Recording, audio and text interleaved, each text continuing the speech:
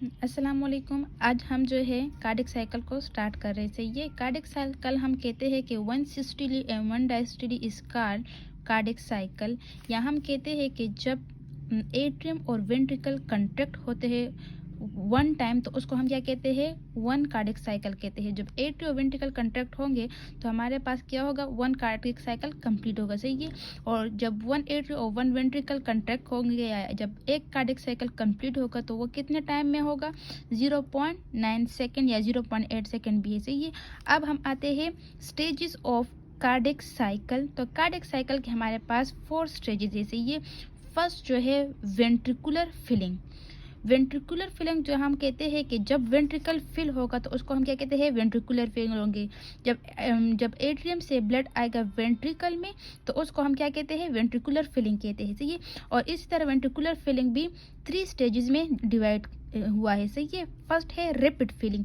Rapid filling हम कहते हैं कि जैसे ही ये हमारे पास left side of the heart है, जिस तरह हम कहते हैं कि यहाँ पर आज हम left side of the heart discuss करेंगे, इसी तरह क्या है, right side of the heart भी है, सही है। ये लेफ्ट एट्रियम है, ये वेंट्रिकल है, ये अयोर्टिक वाल है, और ये जो है माइट्रल या एवी वाल है। जिस तरह हम कहते हैं कि एट्रियल प्रेशर ज़्यादा होगा तो एवी वाल जो है वो ओपन होगा और ब्लड रश करेगा एट्रियम से वेंट्रिकल, तो इसको क्या हम कहते हैं, रैपिड फिलिंग कहते हैं, सही है। फिर सेकंड स्टेज हमारे पास क्या है, डायस्टेसिस। डायस्टेसिस हम कहते हैं कि जिस तरह फर्स्ट जैसे ही एवी वाल ओपन होगा तो ब्लड जो है, जो वेंट्रिकल में ब्लड होगा वो जो एट्रियम में ब्लड होगा वो वेंट्रिकल में आ जाएगा। लेकिन सेकेंड फेज में क्या होता है कि ब्लड डायरेक्टली आता है लंग से लेफ्ट एट्रियम पे और लेफ्ट एट्रियम से लेफ्ट वेंट्रिकल में आते हैं, तो इसको हम कौन सा स्टेज कहते हैं, डायस्टेसिस। डायस्टेसिस कहते हैं कि blood directly come into ventricle through atrium. और यहाँ पे एट्रियम जो है ये इज अ चैनल है, सही है, कि चैनल है जो कि ब्लड को फ्लो कर रहा है लंग से वेंट्रिकल में। नंबर थर्ड स्टेज है आर्टेरियल कंट्रैक्शन। आर्टेरियल कंट्रैक्शन में क्या होगा कि हमारे पास जो एट्रियम है वो कंट्रैक्ट होगा और 20% जो ब्लड है ड्यूरिंग कंट्रैक्शन वो जो है एट्रियम से वेंट्रिकल में रश करेगा, सही है। अब हम कहते हैं कि जनरलाइज बात करें तो वेंट्रिकल फिलिंग में 3 फेजेज है, rapid filling, diastasis and atrial systole. हम कहते हैं कि एवी वेंट्रिकल फिलिंग में क्या है, ये जो है आप देख रहे हैं कि यहाँ पे जो है अयोर्टिक वाल क्या है, क्लोज है, और एवी वाल जो है वो ओपन है, या माइट्रल वाल जो है वो ओपन है। लेफ्ट साइड में माइट्रल वाल होगा और जो राइट साइड में होगा वहाँ पे ट्राइकस्पिड वाल जो है वो ओपन होगा, सही है। हम कहते हैं कि जिस तरह एट्रियम का प्रेशर ज़्यादा होगा तो एवी वाल ओपन होगा, तो हम कहते हैं कि atrium pressure is greater than ventricular pressure, जिसकी वजह से ये वाल्व ओपन होगा और ब्लड जो है एट्रियम से वेंट्रिकल में आएगा। फिर हम कहते हैं कि आर्टीरियल वो प्रेशर है जबकि वेंट्रिकल से ब्लड जो है वो आयोटा में जाएगा, तो इसको उस प्रेशर को हम कहेंगे आर्टीरियल प्रेशर, सही है। तो आर्टीरियल प्रेशर जो होगा वो ज़्यादा होगा एज कम्पेयर टू वेंट्रिकल में, सही है। अब हम आते हैं second stage of the cardiac cycle, वो जो है वो है आइसोवॉल्यूमेट्रिक कंट्रैक्शन, सही है। आइसोवॉल्यूमेट्रिक कंट्रैक्शन में हम देखेंगे कि जिस तरह ब्लड वेंट्रिकल फिलिंग में हमारे पास वेंट्रिकल में जो है वो ब्लड फिल हो गया, सही है। तो उसकी वजह से जिस तरह ब्लड फिल हो गया तो जो एवी वाल है वो क्लोज हो गया और आयोटिक वाल तो ऑलरेडी क्लोज हो गया, सही है। जिस तरह हम कहते हैं कि ब्लड फिल होगा तो ये एवी वाल क्लोज होगा, और जिस तरह एवी वाल क्लोज होगा तो हमारे पास फर्स्ट हार्ट साउंड क्या होगा, प्रोड्यूस होगा ड्यू टू एवी वाल क्लोजर, सही है।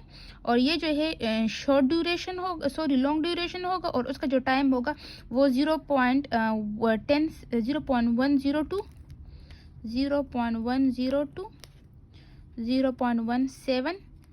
सेकेंड के लिए होगा, सही होगा। और हम इसमें कहते हैं कि ये act as a close chamber का क्या मतलब, क्योंकि अयोर्टिक वाल भी क्लोज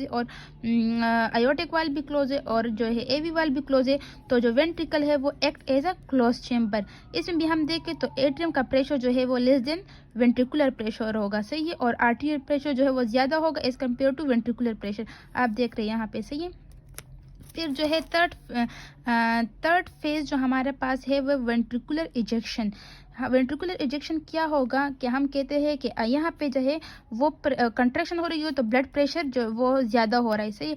जिस तरह हमारे पास प्रेशर ज़्यादा होगा एट्रियम से, तो जो आयोटिक वाल है वो ओपन होगा और ब्लड जो है डायरेक्टली इजेक्ट होगा आयोटा में, सही है। तो इसमें हम क्या कहते हैं कि ए बी वाल जो है वो ए वाल क्या है, ओपन है, और सॉरी आयोटिक वाल जो है वो ओपन है और ए वाल क्या है, वो क्लोज्ड है। ये ए वाल क्लोज, आयोटिक वाल ओपन है।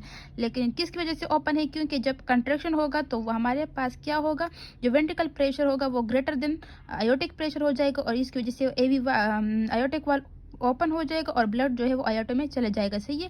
फिर हम कहते हैं कि जो वेंट्रिकुलर प्रेशर है वो ग्रेटर देन क्या है, आयोटिक प्रेशर। और सिमिलरली जो एट्रियम प्रेशर है वो लेस देन होगा वेंट्रिकुलर प्रेशर, मीन कि वेंट्रिकुलर प्रेशर जो है वो आयोटा से भी ज़्यादा है और एट्रियम से भी ज़्यादा है, सही है।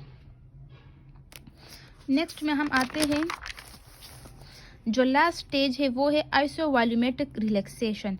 आइसोवॉल्यूमेट्रिक रिलैक्सेशन में हम कहेंगे कि लास्ट स्टेज में जब हमने कहा है कि जिस तरह ब्लड आयोटा में जाएगा तो उस फिर जो प्रेशर डिक्रीज हो जाएगा तो हमारे पास क्या होगा, जो आयोटिक वाल है वो क्लोज होगा, और जिस तरह आयोटिक वाल क्लोज होगा तो इसकी वजह से हमारे पास सेकेंड हार्ट साउंड जो है वो क्या होगा, प्रोड्यूस होगा, सही है। और हम कहते हैं कि यहाँ पे आयोटिक वाल भी क्लोज है और माइट्रल वाल भी क्लोज है, तो इस वजह से जो वेंट्रिकल है वो act as a close chamber, सही है।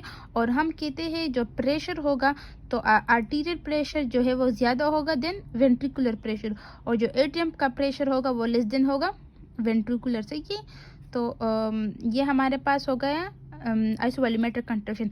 अब हम इसको समराइज करते हैं। आज हमने पढ़ा है कार्डिक साइकिल। कार्डिक साइकिल हम कहते हैं कि वन कंट्रैक्शन वन रिलैक्सेशन को हम क्या कहते हैं, कार्डिक साइकिल कहते हैं।